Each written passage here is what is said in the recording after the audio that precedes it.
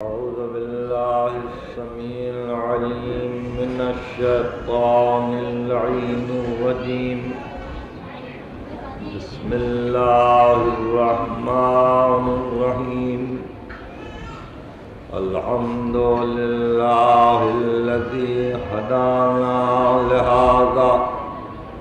وما كنا لنهتدي لولا أن هدانا الله. لقد جاءت رسل ربنا بالحق والصلاة والسلام على النبي الأمي الخاتم لما سبق والفاتح لمن ولق المعلن الحق بالحق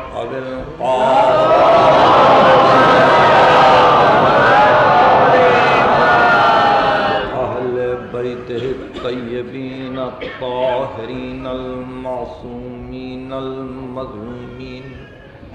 الذين أذهب الله عنهم الرجس وطهرهم تطهيرا.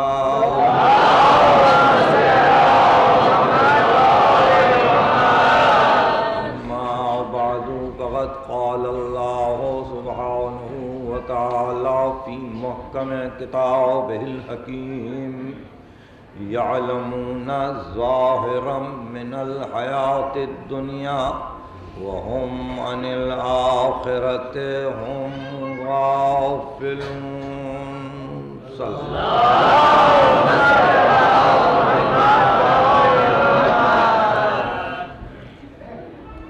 سورہ روم کی یہ آیت دعوت فکر و نظر دے رہی ہے. ارشاد ہوتا ہے کہ فقط یہ ظاہر حیات دنیا کا علم رکھتے ہیں لیکن انجام سے، اس کے آخرت سے، اس کی چھپی ہوئی باتوں سے اور باطن حیات سے غافل ہیں. حقیقت یہ ہے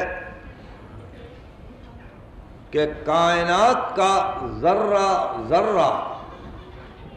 جب ہم کو مشاہدے کی دعوت دیتا ہے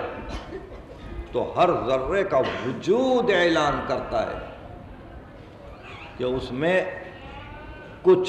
چیزیں بظاہر نمایاں ہیں اور کچھ امور باطن میں اس کے پوشیدہ ہیں جو اس کی حقیقت ہے. وہی اس کی چھپی ہوئی چیزیں علم انسان کا سرمایہ بنتی جاتی ہیں اور جیسے جیسے معلومات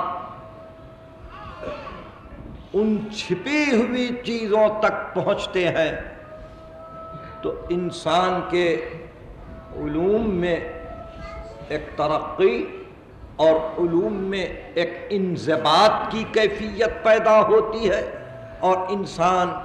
یہ سوچنے لگتا ہے کہ فقط یہ شے کا ظاہر ہی نہیں بلکہ اس کا باطن صحیح معنی میں انسان کے لیے جاذب ہے، انسان کی توجہ کو مرتکز کرتا ہے. لیکن سرسری گزرنے والے کائنات کو سرسری دیکھتے ہیں. چنانچہ سورہ یوسف میں ارشاد ہوا کأی من آیت یمرون علیہا، کأی من آیت، کتنی ایسی نشانیاں ہیں زمین و آسمان میں، یمرون علیہا وہم عنہا معرضون، کہ اس پر سے سرسری گزر جاتے ہیں اور اعراض کرتے ہیں، غور نہیں کرتے کہ ان نشانیوں میں کتنی باتیں پنہاں ہیں اور ان نشانیوں میں کتنی چیزیں چھپی ہوئی ہیں. ہم حیات کو سرسری دیکھنے کے اس طرح سے عادی ہو گئے ہیں کہ ہم نے ہمیشہ یہ غور کیا کہ کس طرح سے کس طرح سے دنیا کا تمدن ترقی کرتا ہے، کیسی تہذیب ابھرتی ہے، ممالک کیسے آباد ہوتے ہیں، اقوام کیسے پروان چڑھتی ہیں، اور اس کے بعد کتنے ملک کتنے با اقتدار ہو جاتے ہیں، مگر کبھی قرآن مجید کی نگاہ سے ہم نے ان کیفیتوں کو نہیں دیکھا کہ تغیرات بھی کیسے آتے جاتے ہیں، تبدیلیاں بھی کیسی آتی جاتی ہیں، انقلابات بھی کیسے آتے جاتے ہیں، کیسے کیسے ممالک تباہ ہو گئے، کیسے کیسے تمدن ختم ہو گئے، کیسی کیسی تہذیبیں ہمیشہ کے لیے ختم ہو گئیں۔ قرآن مجید نے ہر طرف ہر امر کے متعلق اشارہ کیا ہے۔ چنانچہ ارشاد ہوا کہ پہلے تم کائنات میں غور و فکر کرنے کے بعد کچھ اپنے بھی نفس پر غور کرو۔ اولم یتفکروا فی انفسہم، کیا ہوا یہ اپنے نفوس میں کیوں فکر نہیں کرتے، یہ اپنے نفوس میں کیوں فکر نہیں کرتے؟ اگر تم اپنے نفس میں فکر کرو گے تو پتہ چلے گا کہ سورہ یونس کی آیتیں ہمیشہ دعوت دیں گی کہ خود انسان کیا کر رہا ہے۔ هو الذی یسیرکم فی البر والبحر حتی اذا کنتم فی الفلک وجرین بہم بریح طیبہ، اس نے سیر کروائی دریاؤں کی اور صحراؤں کی، یہاں تک کہ تم کشتی میں سوار ہوئے اور وہ باد مراد کے ساتھ کشتی چلی، جرین بہم بریح طیبہ وفرحوا بہا، کشتی کے بیٹھنے والے بہت مسرور نظر آئے، اور ایسے میں جاءتھا ریح عاصف، ایک تیز ہوا کا جھونکا، ایک آندھی ادھر آئی، ظنوا انہم وجاءہم الموج من کل مکان، ہر طرف سے موجیں ٹوٹ ٹوٹ کر کشتی پر گرتی چلی، ظنوا انہم احیط بہم، کشتی میں بیٹھنے والوں نے یہ خیال کیا کہ اب گر گئے، اب پھنس گئے، اب موت آ گئی، اور پھر ایسے موقع پر دعوا اللہ مخلصین لہ الدین، انہوں نے اخلاص دین کا واسطہ دے کر اللہ کو پکارا، لئن انجیتنا من ھذہ لنکونن من الشاکرین، کہ پروردگار اگر آج نجات دے دی تو نے تو ہم زندگی بھر تیرا شکر ادا کریں گے۔ فلما انجاہم، جب ہم نے نجات دے دی، اذا ہم یبغون فی الارض بغیر الحق، تو یہی وہ بندے تھے جو اس قدر گڑ گڑا کے دعا کرتے تھے ہم سے کہ نجات مل جائے تو شکر گزار ہوں گے، مگر جیسے ہی نجات ملی، جیسے ہی جان بچی، انہوں نے زمین پر قدم رکھتے ہی ہم سے بغاوت شروع کی۔ یا ایھا الناس انما بغیکم علی انفسکم متاع الحیات الدنیا، اے گروہ انسانیت آخر تم کس بات پہ بغاوت پہ آمادہ ہو گئے؟ فقط اتنی سی بات پر کہ جاتی ہوئی سانس پھر رک گئی، فقط اتنی سی بات پر کہ وہ زندگی جو ختم ہو رہی تھی اس کو ہم نے پھر واپس کر دیا، بس اتنی بات پہ تم نے بغاوت کی۔ سنو، ثم الینا مرجعکم، اب تو بچ گئے مگر آخر ہماری ہی طرف تو آنا ہے نا، وَنُنَبِّئُکُم بِمَا کُنتُم تَعْمَلُونَ، اس وقت تم کو ہم خبر دیں گے کہ تمہارا عمل کیا تھا، اس وقت تم کو بتلائیں گے۔ یاد رکھو، انما مثل الحیات الدنیا کماء انزلناہ من السماء، سنو انسان کی زندگی کی مثال یہ ہے جیسے آسمان سے پانی نازل ہوا، فاختلط بہ نبات الارض، اور زمین کی جڑی بوٹیوں نے اس سے اختلاط پیدا کیا،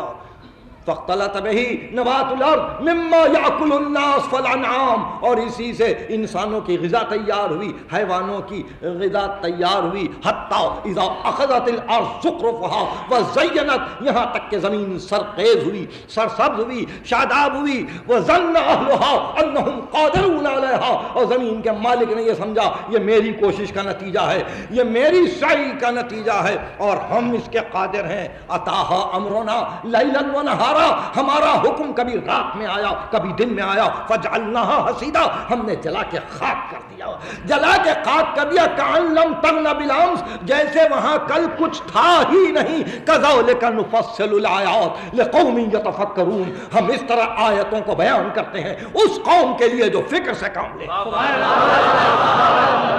جو فکر سے کام لے۔ تو آپ نے یہ دیکھا کہ یہ دنیا کے انقلابات، یہ دنیا کے تغیرات خود نفس انسانی کی تعلق سے، خود نفس انسانی کے رب سے کس قدر اہم ہے اور کس قدر غور و فکر کی ضرورت ہے۔ یہ فرد کا عالم ہے۔ اجتماعی زندگی کے متعلق قرآن نے گفتگو کی اور کہا کہ اولم یسیروا فی الارض، کیا ہوا، کیا تم زمین میں سیر نہیں کرتے، کیا تم زمین میں ہر طرف نہیں جاتے؟ تم نے دیکھا کہ تم سے پہلے کتنی بڑی بڑی طاقتور قومیں تھیں اور ان کا کیا حشر ہوا۔ اثاروا الارض وامروها اکثر مما امروها، تعمیرات کا ان کو شوق تھا، انہوں نے بڑی بڑی عمارتیں بنا ڈالی،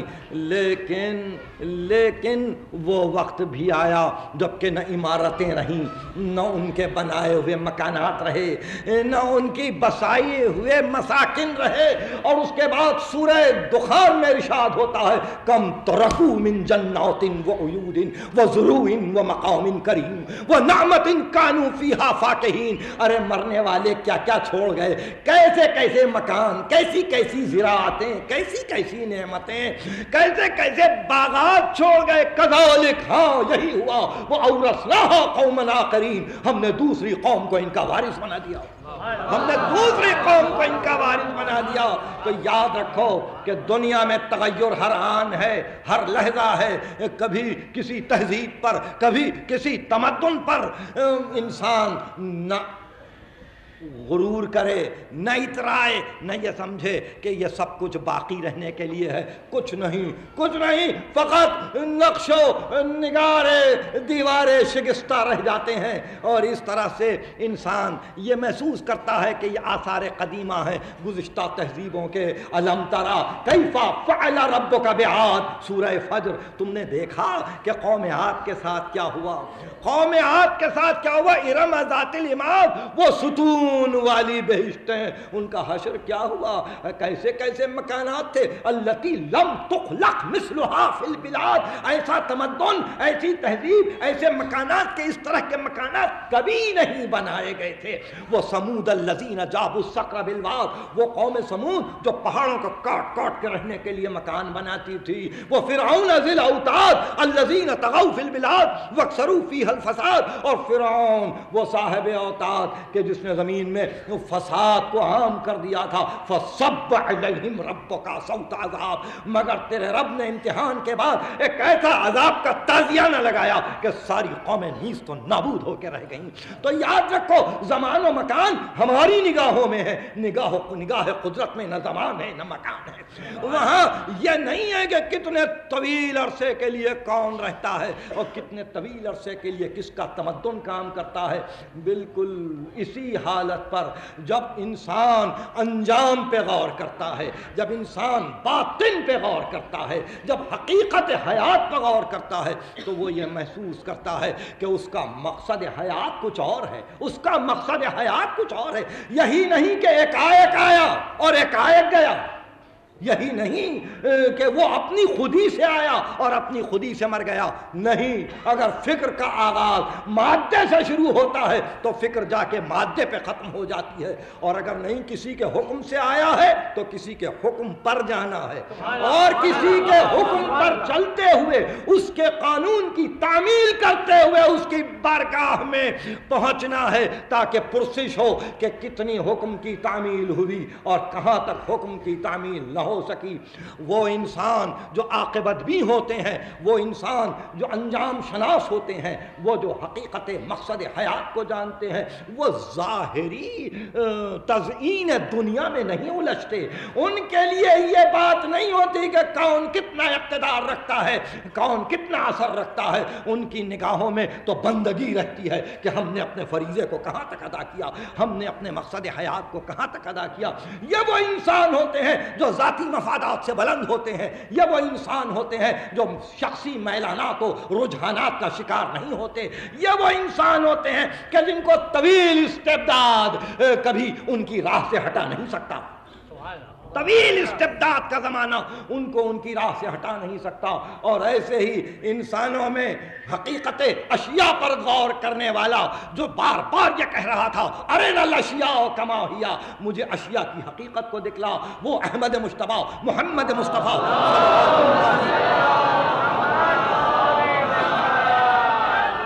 کی ذات الہی ہے کہ جس نے یہ طے کر دیا اور یہ واضح کر دیا کہ دیکھو اس طرح سے ہم اپنی زندگی کو آگے بڑھاتے ہیں کہ 40 برس تک کا زمانہ اگرچہ گزرا نہایت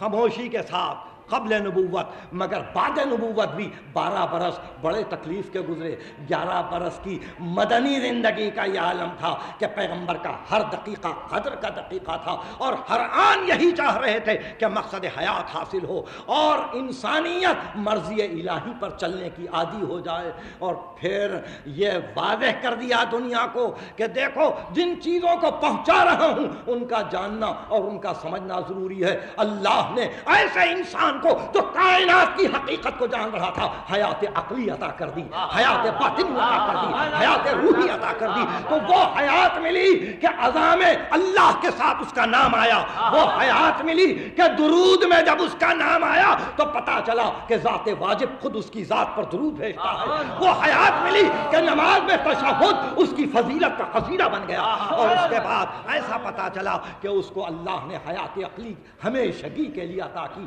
یہ وہ حیات عقلی ہے جس کو قرآن 2 مقام پر زیر بحث لاتا ہے۔ ایک مقام یہ ہے کہ جہاں ارشاد ہوتا ہے لا تقولوا لمن يقتل في سبيل الله اموات بل احیاء، مت کہو کہ اللہ کی راہ میں قتل ہو جانے والے مردہ ہیں، نہیں زندہ ہیں۔ دوسرے مقام پر کہا آل عمران میں لا تحسبن الذین قتلوا فی سبیل اللہ امواتا بل احیاء، تم گمان نہ کرو کہ کشتگان راہ خدا مردہ ہیں بلکہ زندہ ہیں۔ ایک مقام پر کہا گیا نہ کہو، دوسرے مقام پر کہا گیا گمان نہ کرو۔ کہنے کا تعلق زبان سے ہے، گمان کا تعلق دل سے ہے، یعنی زبان اور دل پر مہریں لگا دی، زبان اور دل کو بند کر دیا کہ خبردار نہ زبان یہ کہے کہ یہ مردہ ہے، نہ دل یہ کہے کہ مردہ ہے۔ ایسی صورت سے اور ان حالات میں میں صرف اتنا چاہتا تھا کہ وہ طریقہ حیات جو ختمی مرتبت نے بتلایا حیات عقلی کا، اسی طریقہ حیات پر چلتے ہوئے حسین ابن علی محمد کے نواسے کربلا کی زمین پر پہنچے۔ ان کو جو حیات عقلی عطا ہوئی اس کا مظاہرہ آپ ہر جگہ دیکھ رہے ہیں، اس کے اثرات آپ ہر جگہ دیکھ رہے ہیں۔ انہوں نے ظاہر کو نہیں دیکھا، انہوں نے باطن کو دیکھا۔ انہوں نے بہت سادگی کے ساتھ دنیا کے اقتدار کو، دنیا کی وجاہت کو، دنیا کے تزئین کو نہیں دیکھا، بلکہ حقیقت شے تک پہنچنے کی کوشش کی اور کہا کہ ہم تو جان رہے ہیں کہ حقیقت کیا ہے، حقیقت فقط مرضی الہی ہے جس کو قیامت تک کے لیے باقی رہنا ہے، اسی کے حکم کی تعمیل کرنی ہے اور اسی کے حکم پر زندگی کو آگے بڑھانا ہے۔ اس طرح سے حسین ابن علی نے اس حیات عقلی کو ساتھ دے کر، اس حیات عقلی کو مول لے کر، اس حیات عقلی کو اپنا کر حسین ابن علی 28 رجب کو سن 60 ہجری مدینے سے نکلے، 30 شعبان کو مکہ معظمہ پہنچے، 8 ذی الحجہ کو یہ قافلہ راستے پہ آ چکا تھا، 2 محرم کو کربلا پہنچے، 4 سے لشکر آیا، 7ویں سے پانی بند ہوا، 10ویں کو کربلا میں فاطمہ کا بھرا گھر برباد ہو گیا۔ 10ویں محرم کو فاطمہ کا بھرا گھر برباد ہو گیا۔ صبح سے شام تک چند ساعتیں تھیں اور انہی چند ساعتوں میں علی اکبر شہید ہوئے، عباس شہید ہوئے، اون محمد شہید ہوئے، قاسم شہید ہوئے۔ بعد میں تنہا رہ گئے تو بہن کو خدا حافظ کہہ کے، بچوں کو خدا حافظ کہہ کے، سکینہ کو آخری تسلی دے کے امام چلا اور پہنچا مقتل میں، پھر واپس نہیں آیا۔ کربلا کے بن میں شام ہو گئی، شام ہو گئی کربلا کے بن میں، اور ادھر خیمے لٹتے چلے، سیدانیاں تڑپتی چلیں، بچے تماچے کھاتے چلے، پیرہن جلتے چلے، کوئی پوچھنے والا نہ تھا۔ کل ہی کی رات تھی، عباس تھے، علی اکبر تھے، اون محمد تھے، قاسم تھے، حسین تھے، آج کوئی نہیں ہے۔ اکیلی زینب اپنی بہن کو لیے ہوئے انتظامات کر رہی ہیں کہ ایسے میں کسی نے آ کے کہا شہزادی یہاں تو خیمے لٹ رہے ہیں، وہاں ایک دوسرا انتظام ہو رہا ہے، وہاں انتظام یہ ہو رہا ہے کہ لاش حسین کو گھوڑوں سے راؤنڈ ڈالا جائے۔ ایسے موقع پر ایک مرتبہ گھبرا کے علی کی بیٹی نکلی، دیکھا کہ تمام لاشیں مقتل سے اٹھائے جا رہے ہیں، حبیب ابن مظاہر کی لاش ہٹا لی گئی، مسلم نے اوفجا کی لاش ہٹا لی گئی، زہیر ابن قین بدری کی لاش ہٹا لی گئی، ہر کا لاشا ایک مقام پر تھا تو دیکھا کہ بنی اسد کے سردار آئے اور کہا کہ اے امیر دیکھ بڑی بے عزتی کی بات ہے اگر کسی قوم کے سردار کی لاش کو پامال کیا جائے، ہم زندہ ہیں اس لیے ہر کی لاش پامال نہ ہو سکے گی۔ ابن سعد نے کہا اچھا لے جاؤ سرداران ابن